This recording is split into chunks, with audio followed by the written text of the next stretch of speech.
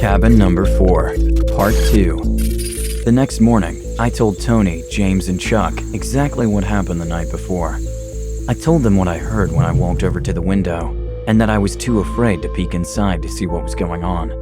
I also told them about the white beady eyes through the window and how they kept staring at me through the night.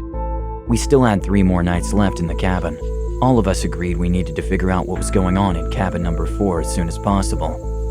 Later that night, we came up with a plan. Tony had brought a pair of high-powered binoculars and walkie-talkies with him on the trip, so we decided to put these to good use. The plan was to have Tony stay back in our cabin with the binoculars, while James, Chuck, and I try to make it inside cabin number 4 to see what was going on. James and Chuck were in charge of causing a diversion at the back door of the cabin so that the creep would be distracted, while I snuck in through the front door. My role in the plan was by far the most dangerous. I was afraid of what I would find inside. The things inside were hidden for a reason, and I was about to find out why. It was completely dark outside. Tony set up his reconnaissance station inside the cabin. He positioned the binoculars directly at the window of cabin number 4. Lastly, we double-checked to make sure all the walkie-talkies were working. Now, it was showtime. James and Chuck slowly and quietly walked to the back door of cabin number 4. Tony made sure there was no movement inside the cabin before I went to assume my position at the front door. I radioed to Tony. In position. Over. Tony responded. You're all clear. James and Chuck, you guys are up. Phase 1. Get in position and keep it subtle. Over. Chuck responded. You got it. Over. I heard James and Chuck starting to make rustling noises and then began subtly knocking on the back door.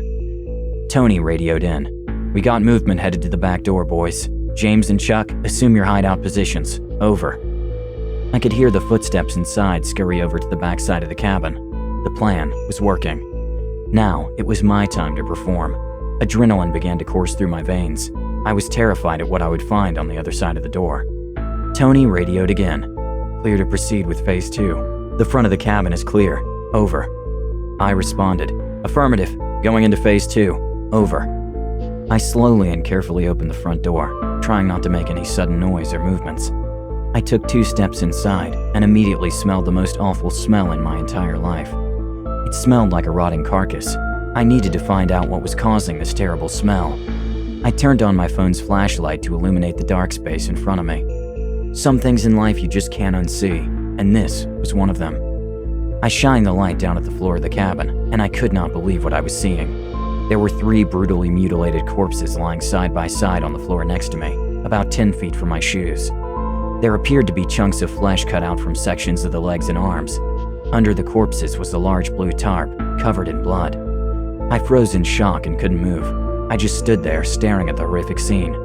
As I was staring, I noticed something even more horrific. There were bite marks in parts of the flesh. This creep was a cannibal. Now I knew why the inside of the cabin was kept dark.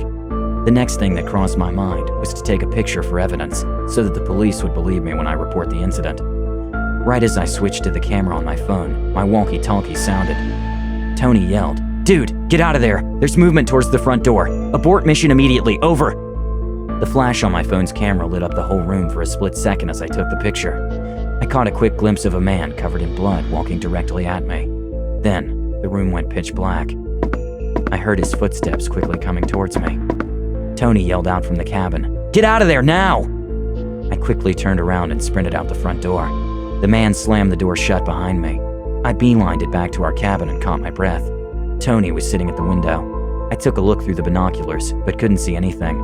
A few moments later, the man came to the window. All I could see were his white beady eyes, and now a huge butcher knife he was holding up. I looked closer. The knife was dripping with blood.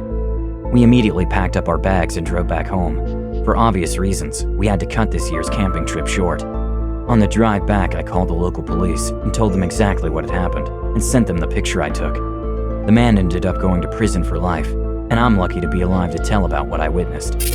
Thanks for watching. Don't forget to hit the subscribe button down below to stay tuned for more true scary stories.